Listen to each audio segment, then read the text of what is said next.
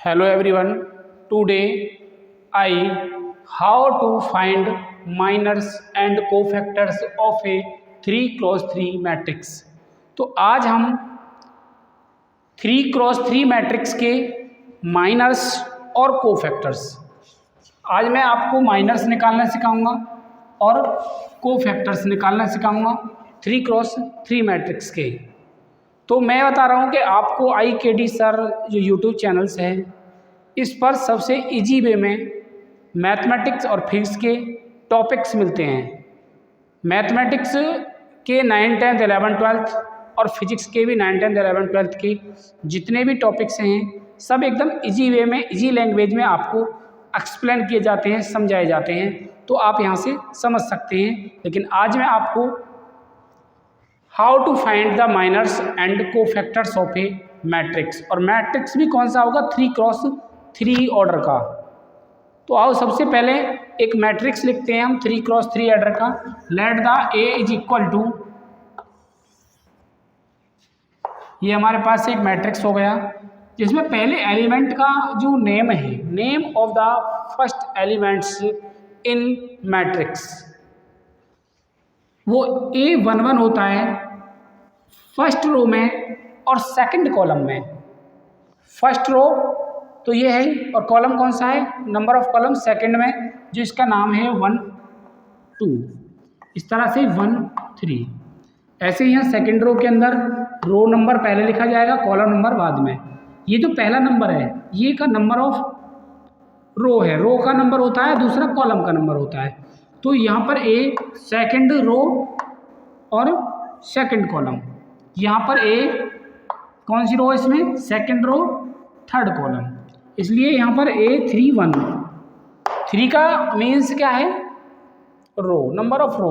तो इसमें third row है और फर्स्ट कॉलम है, तो A32 और A33, ये हमारे पास 3x3 ऑर्डर का एक मैट्रिक्स हो गया। अब सबसे पहले समझते हैं कि हम इसके माइनर्स कैसे निकालते हैं। माइनर्स निकालना बहुत ही इजी है, हम बहुत इजी तरीके से इसके माइनर्स निकाल सकते हैं। तो सबसे पहले हमें देखें इसमें जो फर्स्ट एलिमेंट है, सेकंड, सभी एलिमेंटों के माइनर्स निकालने होते हैं। तो हम सबसे पहले A11 के माइनर्स निकालेंगे, फिर इसके निकालेंगे A12 के, फिर A13 के, फिर सभी के निकालने हैं हमें यहाँ तक। तो सबके माइनर्स हमें अलग अलग निकालने हैं। तो हम सबसे पहले निकालते हैं माइनर्स ऑफ A11। इसका माइनर्स निकालते हैं। सबसे पहले A11 का माइनर्स जो होगा उसे M11 से हम डिनोट करते हैं माइनर्स को। तो इसका जो माइनर्स होता है वो देखो कैसे निकलेगा, बड़ा इजी है। आप अगर इसका माइनर्स निकाल रहे हैं तो इसकी रो और इसी के कॉलम दोनों को दबा लें, इधर से कॉलम को दबा लें और इधर से रो को दबा लें। तो जो बचेगा वो क्या बचेगा, ये बच गए, ये जो बच रहे हैं ना यहाँ पे लिख दें A22, A32, A23 और A33। अब क्या करेंगे हम, इसकी प्रोडक्ट इसमें, इसकी मल्टीप्लाई इसमें, इसकी मल्टीप्लाई इसमें, माइनस इसकी मल्टीप्लाई इसमें।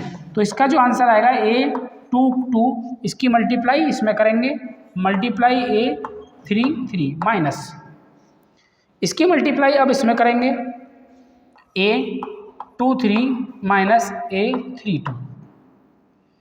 ये जो आंसर आ रहा है, ये आंसर जो निकल के आएगा ये हमारा M11 होगा, M11 होगा।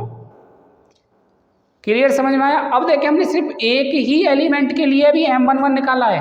अगर हमें M निकालें 1, 2, तो 1, 2 ये रहा, यहाँ से निकलेगा M12।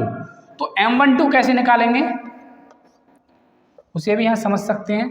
देखिए हम M12 निकाल लें तो इस वाले कॉलम को और इस वाले रो को दबा लें, तो बचेगा क्या, ये और ये बचेगा। तो इसलिए इसे लिख सकते हैं हम A21, A31 और यहाँ पर A23 और A33।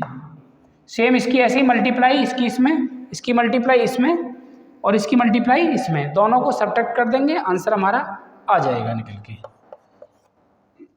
इसकी मल्टीप्लाई A21 A33 और यहाँ पर माइनस A31 और इंटू A23।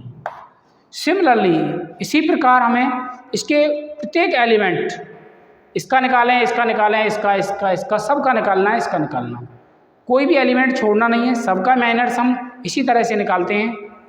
और आगे के माइनर्स आप इसे देख के निकाल सकते हैं इजीली। अगर हमें इसका निकालना पड़े तो इसे दबाएंगे और फिर इसे दबाएंगे, ये बचा, ये बचा, ये बचा, ये बचा, इनको चारों को यहाँ यहाँ यहाँ यहाँ लिख के क्रॉस मल्टीप्लाई करके दोनों का सबट्रैक्ट कर देंगे और हमारा आंसर आ जाएगा।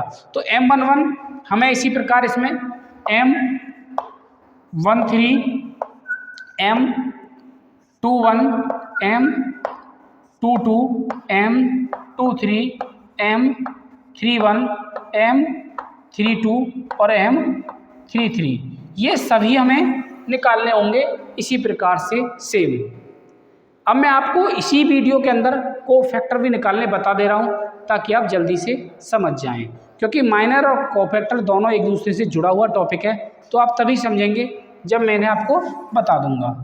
तो हम कोफैक्टर की बात करते हैं। देखिए कोफैक्टर को हम C से डिनोट करते हैं और इसका फॉर्मूला है CIJ इज इक्वल टू -1 की power I plus J into MIJ। अब जैसे हमने माइनर्स इस सारे एलिमेंटों के निकाले थे, ऐसे हमें सारे एलिमेंटों के कोफैक्टर निकालने होते हैं। इसका भी, इसका, इसका, इसका, इसका, इसका, इसका, इसका, इसका, सबका हमें कोफैक्टर्स निकालने हैं।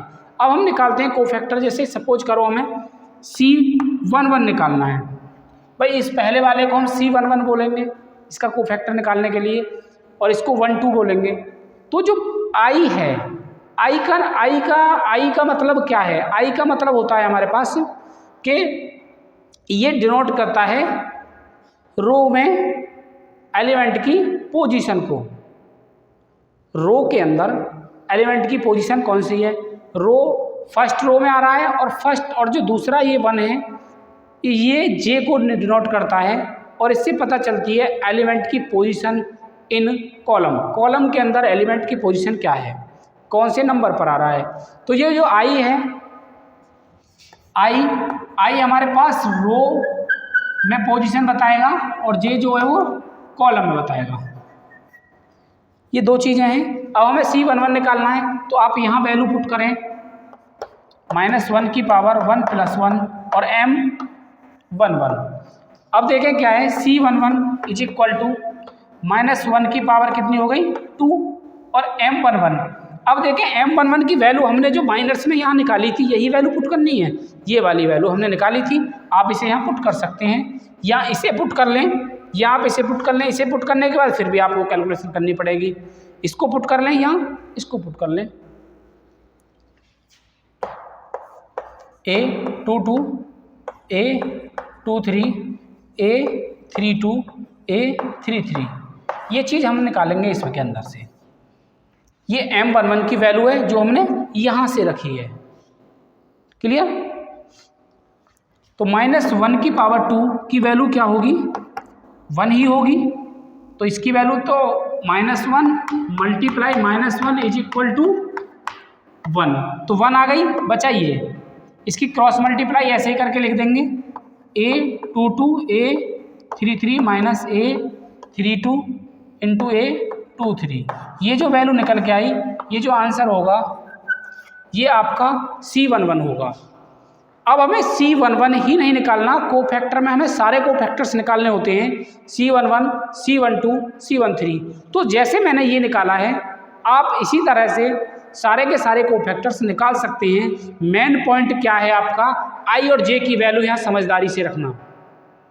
I और J की जब वैल्यू रखोगे तो जब आप एक बार रखोगे, अगर ओड नंबर आता है तो माइनस की वैल्यू आएगी निकल के, माइनस की पावर 1 की वैल्यू। अगर सम दोनों का ओड आ जाता है सम तो माइनस की आएगी, और इवन आ जाता है तो प्लस का आएगा। यहाँ प्लस माइनस का ही सिस्टम चलेगा, बाकी और कुछ नहीं है। वैसे यहाँ एक में प्लस आता है, एक में माइनस आता है। जब वैल्यू पावर जब इवन नंबर होगी तो आंसर प्लस आएगा इसका इस भाग का। और अगर यहाँ पर वैल्यू क्या होती है, ओड नंबर होती है तो -1 आ जाता है इसका आंसर। बाकी सेम हमें यही माइनर से ही सीख लेते हैं सब कुछ। तो सभी की समझ में आ गया होगा। Thank you for watching. सभी से रिक्वेस्ट है चैनल को सब्सक्राइब करें, लाइक करें, कमेंट करें, शेयर करें।